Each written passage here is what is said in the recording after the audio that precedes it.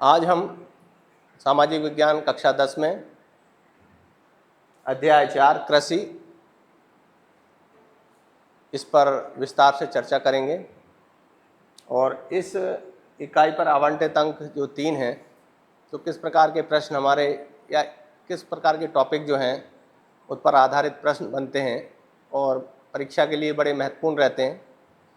पिछले अध्याय में हमने वीडियो में देखा था कि संसाधन और विकास के बारे में पढ़ा था, जल संसाधन के बारे में पढ़ा था। उसके अगले चरण में हम देख रहे हैं कि आज हम कृषि से संबंधित, चूँकि भारत एक कृषि प्रधान देश है और भारत की अधिकांश जो जनसंख्या है वो कृषि में संलग्न है। और कृषि जो है भारत की आर्थिक व्यवस्था में एक महत्वपूर्ण योगदान देती है, लेकिन विगत कई वर्षों से देख रहे हैं जो कृषि जो है वो प्राथमिक क्षेत्र के अंतर्गत आती है। तो हमारे जो क्षेत्र हैं प्राथमिक, द्वितीयक, तृतीयक, चतुर्थक, जिनका योगदान आर्थिक विकास में रहता है, लोगों की भागीदारी रहती है, इसमें धीरे धीरे बदलाव आ रहा है। आज द्वितीयक और तृतीयक क्षेत्र की ओर लोगों का झुकाव ज़्यादा है। रोजगार के अवसर हम देखें, प्राचीन समय से हम कृषि करते आ रहे हैं, वो आज भी कृषि हो रही है, लेकिन कृषि का स्वरूप बदल गया है। देखा जाए तो पहले जो जिस प्रकार की कृषि होती थी प्राचीन तरीके से, परंपरागत तरीके से, वो आज जो कृषि हो रही है उसमें बहुत ज़्यादा बदलाव आ गया। वो बदलाव आने का कारण यही है कि कृषि के ऊपर जनसंख्या का दबाव, यानी हमारे देश में जिस हिसाब से, जिस गति से जनसंख्या बढ़ रही है, क्या उस हिसाब से खाद्यान्न का उत्पादन बढ़ाना जरूरी था? ऐसा है तो हमें कृषि को बढ़ावा देने के लिए कई प्रकार के उपाय करने पड़ेंगे जिससे पैदावार बढ़ सके। तो पुराने समय में जनसंख्या उस हिसाब से नहीं थी, पैदावार कम होती थी, फसलें खराब हो जाती थीं। किसान जो है कहते हैं कि भारत कृषि एक मानसून का जुआ है। कृषि एक मानसून का जुआ है, यानी किसान अपना पूरी मेहनत कर रहा है, अपना पैसा लगा रहा है, बीज डाल रहा है, सिंचाई कर रहा है, उसके बाद उसकी फसल खराब हो जाए, चाहे प्राकृतिक कारण से चाहे मानवीय कारणों से आग लग जाए उसमें, या फसल को जानवर खराब कर दें, या ओले पड़ जाए, ओलावृष्टि हो जाए, या अतिवृष्टि हो जाए, या सूखा वाली स्थिति हो जाए, तो ऐसी स्थिति में उस किसान का जो पैसा लगा हुआ था वो पैसा पूरा डूब जाता और किसान जो है और गरीब होता चला है। यानी वो जो कर्ज लिया था उसने साहूकार से, बैंक से या कहीं से भी ऋण लिया था, वो ऋण चुकाने की स्थिति में नहीं रहता है।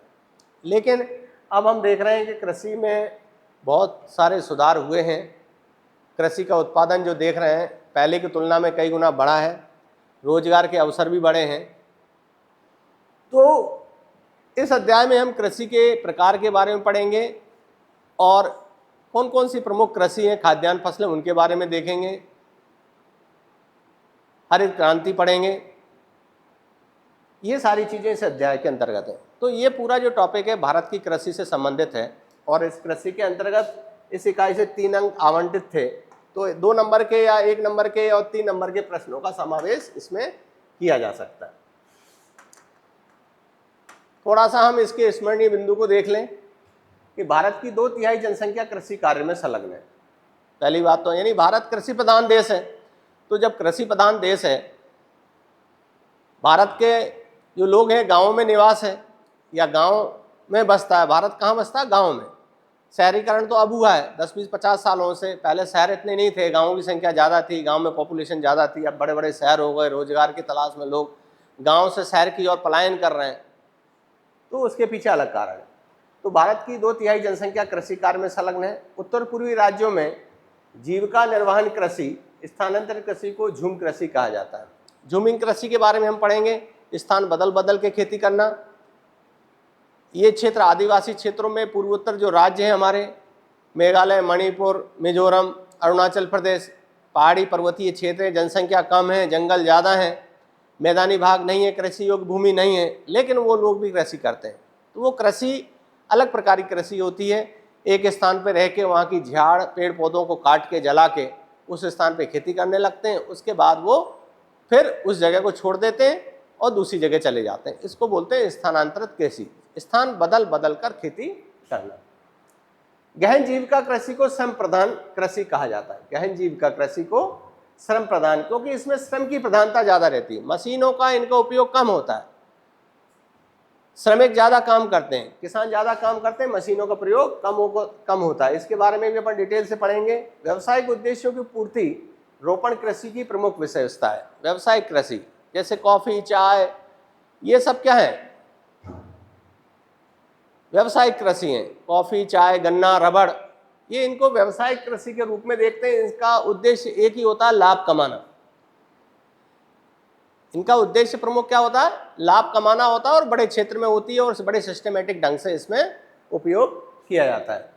भारत में चीन के बाद चावल सबसे बड़ा उत्पादक है, यानी चीन सबसे बड़ा, उसके बाद भारत जो है दूसरे नंबर पे उत्पादक देश है। गेहूं की कृषि के लिए औसत वार्षिक वर्षा 50 से 75 सेंटीमीटर वर्षा की आवश्यकता है। यानी जो गेहूं की कृषि है हमारे देश में देखा जाए तो भारत के मैदानी भागों में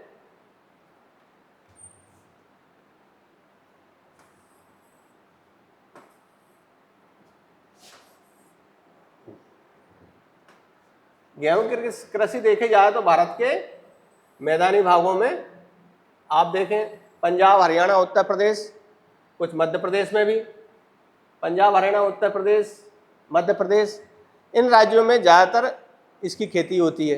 तो इसके लिए जो वर्षा है वो 50 सेंटीमीटर से 75 सेंटीमीटर। ज़्यादा वर्षा वाले क्षेत्रों में गेहूं का उत्पादन कम होता है, क्योंकि खराब भी हो सकता है। धान, गेहूं और ज्वार क्रम से देश की प्रमुख खाद्यान्न फसल है। अगर वैसे देखा जाए तो प्रमुख खाद्यान्न फसल हमारी कौन सी है, चावल। चावल जो है भारत की प्रमुख खाद्यान्न फसल है। तो प्रमुख फसलों में गेहूं भी है, धान को हम चावल कह रहे हैं, गेहूं और ज्वार, ये देश की प्रमुख खाद्यान्न फसलें हैं। अगर कोई एक फसल का नाम पूछे भारत की प्रमुख खाद्यान्न फसल, तो हमारी वो चावल आ जाएगी। ब्राजील के बाद भारत विश्व का दूसरा बड़ा गन्ना उत्पादक देश है। यानी भारत में गन्ने का उत्पादन होता है। महाराष्ट्र में और उत्तर प्रदेश, दो ऐसे राज्य हैं जहां सबसे ज्यादा गन्ना होता है, महाराष्ट्र में और उत्तर प्रदेश में। तो ये ऐसे राज्य हैं जहां गन्ना का उत्पादन सबसे ज्यादा, लेकिन विश्व में भारत का गन्ना दूसरा स्थान पे, सबसे पहले नंबर पे जो है वो ब्राजील, दक्षिणी अमेरिका महाद्वीप का एक देश है ब्राजील। मूंगफली, सरसों, नारियल, तिलहन और सोयाबीन देश की प्रमुख तिलहन फसलें। तिलहन फसलें का मतलब है इनसे हम तेल प्राप्त करते हैं, जो हमारा खाद्य तेल है जिनका उपयोग करते हैं, चाहे वो सरसों हो, सोयाबीन है। मध्य प्रदेश में सोयाबीन राज्य ऐसा है जहाँ सबसे ज़्यादा सोयाबीन का उत्पादन होता है। सरसों, सोयाबीन, नारियल, साउथ में जाएंगे तो नारियल, कुछ राज्यों में तिल, तो सोयाबीन। इन फसलों से हम तेल की, खाद्यान्न तेल, खाने के रूप में जिस हम तेल का उपयोग करते हैं वो तिलहनी फसलें कहलाती हैं। चाय उष्ण और उपोष्ण कटिबंधीय जलवायु की फसल है। अब देखें भारत में चाय का पैदावार देखें तो भारत के जो उत्तर पूर्वी राज्य है हमारा, असम और दार्जिलिंग की चाय, यहाँ की चाय बड़ी फेमस है। तो यहाँ की जलवायु उष्ण और उपोष्ण कटिबंधीय जलवायु है, इसमें चाय काफ़ी उगती है। तो भारत की चाय विदेशों में निर्यात तक होती है, अच्छी किस्म की चाय जो है पैदा की जाती है। भारत विश्व में दालों का सबसे बड़ा उत्पादक तथा उपभोक्ता है। अब सबसे महत्वपूर्ण बात है, भारत दालों में सबसे बड़ा उत्पादक भी है और सबसे बड़ा उपभोक्ता भी है, यानी हम इसको उपयोग भी कर रहे हैं। ये तो पहले से रिपीट हो गया है। जूट को सुनहरा रेशा कहा जाता है। जो रेशे वाली जो फसल है हमारी, पश्चिम बंगाल में सबसे ज़्यादा जूट उत्पादन होता है, और जूट के लिए जो मिट्टी है वो हमारी जलोढ़ मिट्टी की आवश्यकता होती है। तो भारत में जूट का उत्पादन पश्चिम बंगाल में ज़्यादा होता है, और ये हमारा सुनहरा रेशा कहा जाता है। अब देखें कुछ एक विकल्प वाले प्रश्नों पर भी हम चर्चा कर लें, इसमें क्या क्या बन सकते हैं। कृषि एक व्यवसाय है, प्राथमिक व्यवसाय के अंतर्गत आता है। तो प्राथमिक व्यवसाय के अंतर्गत कृषि, आखेट, पशुचारण, पशुपालन, ये सारे जो चीज़ें हैं वो प्राथमिक व्यवसाय के अंदर। तो कृषि भी एक व्यवसाय कौन सा है, प्राथमिक। द्वितीयक में उद्योग आते हैं, तृतीयक में संचार और सेवाएं, ये सारी चीज़ें हैं। तृतीयक में परिवहन वगैरह। कर्तन दहन कृषि प्रणाली का संबंध किससे है, तो कर्तन और दहन अपन देख रहे हैं, प्रारंभिक जीवित निर्वाह कृषि से कर्तन दहन प्रणाली को इससे संबंधित किया गया है। मध्य प्रदेश में स्थानांतरित कृषि को किस नाम से जाना जाता है? तो मध्य प्रदेश में बेवर के नाम से जाना जाता है। औस, ये आस नहीं है, औस कर लें इसको, औस, अमन, बोरो, ये जो किस्म है ये हमारी धान की किस्में हैं। धान की कहते हैं या चावल की किस्में, चावल की किस्में हैं। तो ये ध्यान रहे कि चावल की किस्में ये। गन्ने की फसल संबंधित किस जलवायु से है? तो गन्ना जो है हमारा उष्ण और उपोष्णकटिबंधीय जलवायु से है गन्ने का। भारत का अगला प्रश्न देखें। भारत का प्रमुख गन्ना उत्पादक राज्य जो है हमारा वो उत्तर प्रदेश है। मैंने बताया था महाराष्ट्र भी है, लेकिन सबसे प्रमुख गन्ना उत्पादक राज्य हमारा उत्तर प्रदेश है।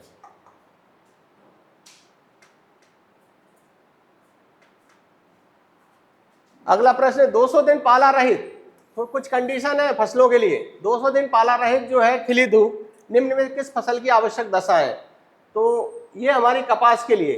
कपास का जब वो निकलता है, फूल निकलता है, तो उसमें जो कपास जो है जब खिलती है तो तेज धूप की आवश्यकता हो जाती है। अगर वो खिली धूप नहीं होगी तो उसमें पानी और नमी की वजह से वो जो कपास है, जो रुई है जो निकली है, वो खराब हो सकती है। इसलिए पाला भी नहीं पड़ना चाहिए। 200 दिन पाला रहित खिली धूप, धूप भी कैसी होनी चाहिए? खिली हुई, मॉइस्चर कम हो मतलब, और धूप निकली हुई रहना चाहिए, जिससे कपास की जो किस्म होती है वो अच्छी कपास निकलती है। निम्नलिखित में से किस फसल को पीला सोना कहा जाता है? तो पीला सोना जो हमारी फसल है, गेहूं तो है ही नहीं, चना भी नहीं है, मक्का भी नहीं है, सोयाबीन जो है ये हमारी तिलहन फसलें हैं। इन तिलहन फसलों में सोयाबीन को हम पीला सोना, कई जगह सरसों भी कहते हैं, तो सोयाबीन हमारा पीला सोना है। वे फसलें जो वर्षा ऋतु के आरंभ में बोई जाती हैं वो कहलाती हैं, यानी वर्षा ऋतु के आरंभ में बोई जाती हैं वो हमारी कहलाती हैं जायद खरीफ की फसल। खरीफ की फसल वर्षा ऋतु में बोई जाती है और सर्दियों के पहले अक्टूबर नवंबर में काट ली जाती हैं। जैसे धान, धान के अलावा मक्का, सोयाबीन, ये ऐसी फसलें हैं जो खरीफ की फसलें हैं। निम्न में से कौन सी रबी की फसल है?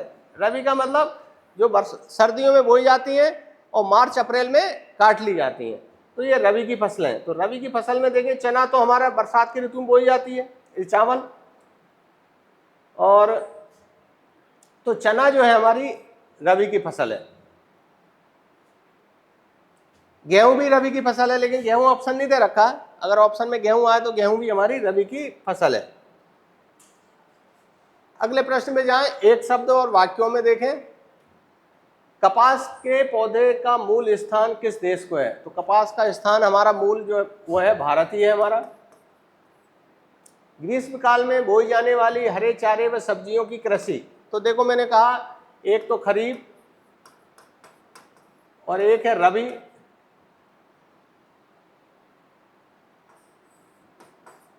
और एक है जायद।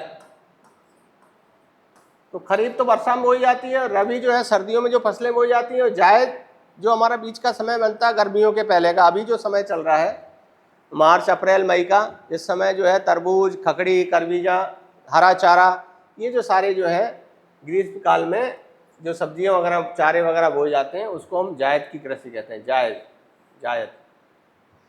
दालों के उत्पादन और उपभोग में विश्व में भारत का स्थान है, प्रथम स्थान है। उपभोक्ता भी है सबसे ज़्यादा और उत्पादनकर्ता भी है। चाय खेती किस प्रकार की कृषि है? तो ये रोपण कृषि है। रोपण मतलब इसको रोपा जाता है, पौधे लगाए जाते हैं इसके। किस फसल को सुनहरा रेशा कहा जाता है? तो सुनहरा रेशा हमारा जो है जूट है। कौन सा? जूट हमारा सुनहरा रेशा है। अलसी और सरसों किस ऋतु में बोई जाती हैं? तो अलसी और ऋतु है शीत ऋतु में। कौन सी? शीत ऋतु में, यानी रबी के फसल के समय। भारत की प्रमुख तिलहन फसलों के नाम, तो तिलहन फसलों में हम लिख सकते हैं सोयाबीन लिख सकते हैं, सरसों लिख सकते हैं, ये हमारी तिलहन फसलें हैं। सन 66 से 1966 और 67 में सरकार द्वारा किसानों के हितों में किस योजना को चालू किया गया था? तो हम कहें कि 66 और 67 में हरित क्रांति आई थी। हरित क्रांति का मुख्य उद्देश्य था हमारे देश में खाद्यान्न के उत्पादन को बढ़ाना। खाद्यान्न का उत्पादन कैसे बढ़ सकता है? तो वो हरित क्रांति में जो सुविधाएं दी गई थी, यानी सिंचाई के साधनों को बढ़ाया जाए, अच्छे बीजों का उपयोग किया जाए, और मशीन के आधुनिक मशीन है, ट्रैक्टर, हार्वेस्टर, जुताई के जो मशीन के यंत्र हैं, कृषि के यंत्र हैं, उनको बढ़ावा दिया जाए। और जो फसलें खराब हो जाती थी कीटों से, उनसे बचाव के लिए रासायनिक दवाइयों छिड़काव की आवश्यकता है। और कृषि को बढ़ाने के लिए रासायनिक खादों से मिट्टी की उर्वरा शक्ति में वापस वो ताकत आ जाती है, जिससे फसल का उत्पादन बढ़ता है। तो ये सारी चीज़ें हरित क्रांति के अंतर्गत लाई गई थी, जिससे उत्तर भारत में, पंजाब, हरियाणा, उत्तर भारत में इसका ज़्यादा विकास लाभ हुआ, दक्षिण भारत में इसका विकास इतना देखने को नहीं मिला। नाबार्ड की स्थापना की गई थी। तो नाबार्ड की स्थापना 22 जुलाई 1982 को नाबार्ड की स्थापना की गई थी। किसान क्रेडिट कार्ड योजना किस वर्ष प्रारंभ की गई? 1998 में, 1998 में किसान क्रेडिट कार्ड योजना प्रारंभ की गई। भारत की प्रमुख खाद्यान्न फसल, मैंने कहा भारत की प्रमुख खाद्यान्न फसल चावल है। भारत की प्रमुख रेशेदार फसलों के नाम, तो रेशेदार फसल जो है हमारी जूट है, ये रेशेसन है, जूट है, ये हमारी रेशेदार फसलें हैं। अब हमारे नेक्स्ट टॉपिक पे आए। इसी में अध्याय में कृषि के प्रकार दिए गए हैं और इस पे महत्वपूर्ण 2 या 3 नंबर का प्रश्न आता है। तो कृषि के प्रारंभ में प्रारंभिक जीवन निर्वाह कृषि, गहन कृषि और वाणिज्यिक कृषि, इन 3 कृषि को हम इसके अंतर्गत पढ़ेंगे। अब देखें, पहली कृषि हम देख रहे हैं कि हमारी प्रारंभिक जीविका निर्वाह कृषि, यानी जीविका निर्वाह, जीवन का केवल निर्वाहक होता। और प्रारंभिक मतलब पुराने समय से जो हम कृषि करते आ रहे हैं, वही हमारी जीविका निर्वाह कृषि है। तो इस कृषि की विशेषताएं अगर पूछी जाए, ये कृषि क्या है, इसकी क्या विशेषताएं हैं, तो हम देखेंगे प्रारंभिक जीविका कृषि जो है भूमि के छोटे भूभाग पे की जाती है, यानी जहाँ छोटे छोटे खेत हैं किसानों के, उन भूभागों पर होती है। किसान, एक तो वैसे ही हमारे देश का किसान बहुत संपन्न नहीं है, छोटे छोटे किसान हैं, छोटी छोटी ज़मीनें हैं उनके पास, जोते, यानी खेतों का आकार कम है। तो ऐसी स्थिति में छोटे छोटे भूभागों में कृषि की जाती है। आदिम कृषि औजारों का प्रयोग किया जाता है। अब ये देखेंगे इसमें जो कृषि यंत्र जो काम में ले रहे हैं, उनके हाथ से औजार वाले मशीनों का उपयोग नहीं हो रहा है यहाँ। यानी आदिम कृषि के जो उपयोग में जो यंत्र लाए जाते थे, उन यंत्रों का उपयोग किया जा रहा है। जैसे हल है, कुदाली है, जो खोदने के हाथ से यंत्र हैं, उन यंत्रों का ही उपयोग हो पा रहा है। ट्रैक्टर, हार्वेस्टर, इन मशीनों का उपयोग इसमें नहीं हो पाता। और इस प्रकार की जो कृषि है वो आपको कहाँ देखने मिलेगी? पूर्वोत्तर राज्य। पूर्वोत्तर राज्य जो हमारे हैं, असम, मेघालय, मणिपुर, नागालैंड, मिजोरम, त्रिपुरा, ये जो हमारे पूर्वोत्तर के राज्य हैं, इन राज्यों में आदिवासी लोग हैं, पिछड़े क्षेत्र हैं, वहाँ इतना विकास नहीं हो पाया है, जिसके कारण, और दूसरा पहाड़ी पर्वतीय क्षेत्र है, जंगल हैं, तो ऐसी जगहों पे वो परंपरागत तरीके से वो कृषि करते आ रहे हैं। मिजोरम में झूम या झूमिंग कृषि भी कहते हैं। हम कहते हैं भारत में जो कृषि होती है उत्तर पूर्वी राज्यों में, उसको किस नाम से जाना जाता है? तो वो हमारे देश में झूमिंग कृषि के नाम से जाना जाता है। कर्तन और दहन प्रणाली, स्लेश एंड बर्न कृषि भी कहते हैं इसको। जंगल साफ करते हैं, काटते हैं, फिर दूसरी जगह चले जाते हैं। तो ये इस कृषि की 3 विशेषताएं हैं, ये हमें ध्यान रखना। परीक्षा में इसको आप लिख देते हैं तो ये हमें 3 अंक मिल जाते हैं। विभिन्न देशों में भी कृषि को अलग अलग नाम से जाना जाता है। झूमिंग कृषि के अलावा ब्राजील में इसको झूमिंग कृषि जैसे होती है स्थान बदल बदल को, तो ब्राजील में इसको रोका कहा जाता है। इंडोनेशिया में इसको लदांग कहते हैं। मैक्सिको, मध्य अमेरिका में इसको मिल्पा कहते हैं। वेनेजुला जो है उसमें कोनू को कहते हैं, और वियतनाम में रे। कई बार इसमें से भी प्रश्न पूछ लिया जाता है कि इस देश में इस कृषि को क्या कहा जाता है। तो ये हमारे इस प्रकार के छोटे छोटे प्रश्नों का भी निर्माण हो जाता है इस अध्याय से। अब आ जाए वाणिज्यिक कृषि क्या है, थोड़ा देख लें। वाणिज्यिक कृषि, वाणिज्यिक कृषि ये कृषि लाभ के उद्देश्य। वाणिज्य का मतलब ही क्या? Commercial crops. कॉमर्शियल का मतलब लाभ का उद्देश्य। मेन उद्देश्य इसका क्या है? लाभ के उद्देश्य ये कृषि की जाती है। इसमें अधिक पैदावार वाले बीजों का प्रयोग किया। जब लाभ कमाना है तो बीजों का उपयोग हम कौन से बीजों करेंगे? हाइब्रिड बीजों का, जो ज्यादा से ज्यादा पैदावार दें। रासायनिक खादों और कीटनाशकों का प्रयोग। अब देखें, रासायनिक खादों, कीटनाशकों, रासायनिक खाद जिसमें डीएपी है, यूरिया है, इनका उपयोग करते हैं। क्यों? कि आज हमारी जो जमीनें हैं वो कैसी हो गई हैं? उनकी जो उर्वरा शक्ति थी वो दिनों दिन क्या होती जा रही, कम होती जा रही। तो ऐसी स्थिति में पैदावार तो हमें लेनी है, तो उनके जो पोषक तत्व मिट्टी में नहीं है वो पोषक तत्व हम क्या कर रहे हैं, खाद के रूप में यूरिया और डीएपी, इनको हम खाद के रूप में खेतों में डालते हैं, जिससे क्या होता है, जो पोषक तत्व मिट्टी में कम हो गए वो उनकी पूर्ति होकर पौधों का ग्रोथ बढ़ता है और उत्पादन को बढ़ाने में मदद करता है। इसी के प्रकार कीटनाशकों, निरंतर हम देख रहे हैं इतने सारी बीमारियां जो पेड़ पौधों में लग जाती हैं, इल्ली लग जाती है या अन्य प्रकार के जो कीटों का प्रकोप रहता है, जिससे पूरी फसल हमारी खराब हो जाती है। और किसान ने पूरी मेहनत सब लगाया, खाद डाला, सिंचाई की, बीज अच्छे डाले, लेकिन कीट के प्रकोप से या कोई इल्ली का प्रकोप है या अन्य कोई प्रकार की बीमारी है, फसल में बीमारी कीड़े लग जाते हैं, तो उनसे बचाने के लिए कीटनाशक दवाइयों का भी उपयोग हो रहा है, तो जिससे हमारी फसल सुरक्षित रहे, उच्च पैदावार करना होता है। तो खादों को यूज कर रहे हैं, रासायनिक पदार्थों को कर रहे हैं, और इससे क्या होगा, जो प्रोडक्शन होगा वो क्या होगा, बढ़ेगा। चावल पंजाब के लिए वाणिज्यिक कृषि है, परंतु उड़ीसा राज्य के लिए जीविका निर्वाह कृषि है। पंजाब में जो चावल का उत्पादन होता है वो जीवन निर्वाह नहीं है, वो क्या हो रहा है, वहाँ उनका प्रोडक्शन इतना होता है कि उसको व्यापार के लिए, वाणिज्य के लिए, यानी जो पंजाब में जो किसान जो है वो इतना पैदावार करता है कि अधिक मात्रा में चावल का उत्पादन करता, तो उनके लिए क्या है, वो एक वाणिज्यिक कृषि है। जबकि उड़ीसा राज्य, जो हमारा भारत का एक राज्य है उड़ीसा, जहाँ चावल का उत्पादन हो रहा है लेकिन इतना पैदावार नहीं हो पाता है जितना कि पंजाब हरियाणा में, तो वहाँ केवल उन राज्यों के लोगों की केवल खाद्यान्न पूर्ति ही हो पाती है, ये कहने का मतलब है इसमें। रोपण कृषि क्या है, वाणिज्यिक कृषि के अंतर्गत ही रोपण कृषि है हमारी, कि इसके अंतर्गत कृषि क्षेत्र का लंबा चौड़ा क्षेत्र होता है। जो रोपण कृषि, चाहे चावल है, चाहे हमारे अन्य प्रकार के कृषि है, चाहे हम कॉफ़ी कहें, चाय कहें, रबड़ कहें, नारियल, ये सारी जो कृषि है वो क्या है, रोपण कृषि है। और इनके लिए हमें क्या चाहिए, लंबा चौड़ा क्षेत्र चाहिए।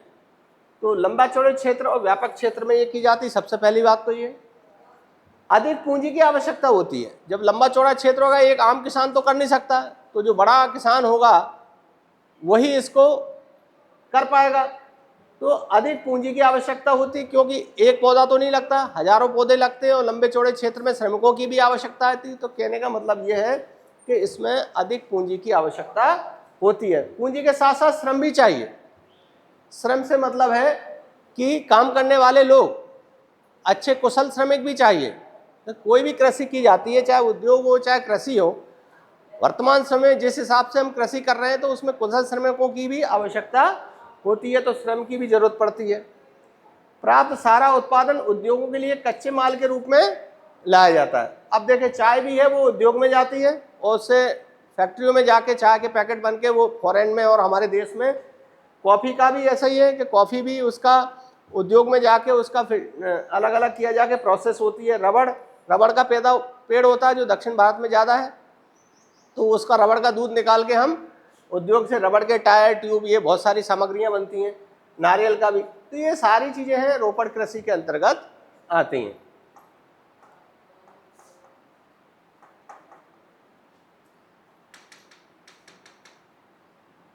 गहन निर्वाह कृषि, इसी के पहले एक छूट गया था लेकिन ये पीछे आ गया चैप्टर। गहन जीविका निर्वाह कृषि क्या है? यह कृषि उन भागों में की जाती है जहाँ जनसंख्या का दबाव अधिक होता है। यानी भारत में देखेंगे गहन कृषि कहाँ होती है? जहाँ जनसंख्या ज्यादा और कृषि का क्षेत्र कम हो। कृषि तो उतनी ही है लेकिन जनसंख्या बहुत ज्यादा, जैसा उत्तर प्रदेश, बिहार, यहाँ जनसंख्या बहुत ज्यादा है और कृषि का भूभाग सीमित है। तो जहाँ जनसंख्या का दबाव ज्यादा हो, कृषि भूभाग सीमित हो, तो वहाँ गहन कृषि होती है। यह कृषि श्रम गहन होती है। यानी अब देखो, अब जहाँ गहन कृषि जनसंख्या ज्यादा होगी और कृषि क्षेत्र कम होगा, तो देखा जाए तो प्रति व्यक्ति जो कृषि का क्षेत्र है बहुत कम है। तो ऐसी स्थिति में वहाँ मशीनों का उपयोग तो नहीं कर सकते क्योंकि छोटे छोटे खेत हैं। तो वहाँ श्रम का उपयोग, यानी खुद जो किसान है वो मेहनत करता है। अधिक उत्पादन के लिए रासायनिक खादों, सिंचाई का उपयोग भी करता है। यह कृषि भारत के उत्तर प्रदेश, बिहार, पश्चिम बंगाल राज्यों में की जाती है। तो ये हमारी गहन कृषि है। नेक्स्ट स्लाइड पे जाएं हम। स्थानांतरित कृषि, जिसको हम पहले पढ़ चुके थे, स्थान बदल बदल के खेती करना स्थानांतरित कृषि कहलाती है। पूर्वोत्तर भारत में इस कृषि को झूमिंग कृषि कहा जाता है। इसके अलावा हमारी रबी की फसल कौन सी है और खरीफ की कौन सी हैं? गेहूं, चना, जौ, मटर, सरसों आदि ये हमारी रबी की फसल है, जो सर्दी की ऋतुओं में अक्टूबर नवंबर में बोई जाती हैं, और खरीफ की फसल जो वर्षा ऋतु में बोई जाती है, चावल, मक्का, ज्वार, अरहर। तो इस प्रकार हम देखेंगे, ये हमारे अध्याय में कुछ महत्वपूर्ण विषय वस्तु थी जिसका हमने अध्ययन किया। छात्र इसको अच्छे से तैयार करेंगे तो निश्चित ही अच्छे अंक प्राप्त करेंगे। थैंक यू, धन्यवाद।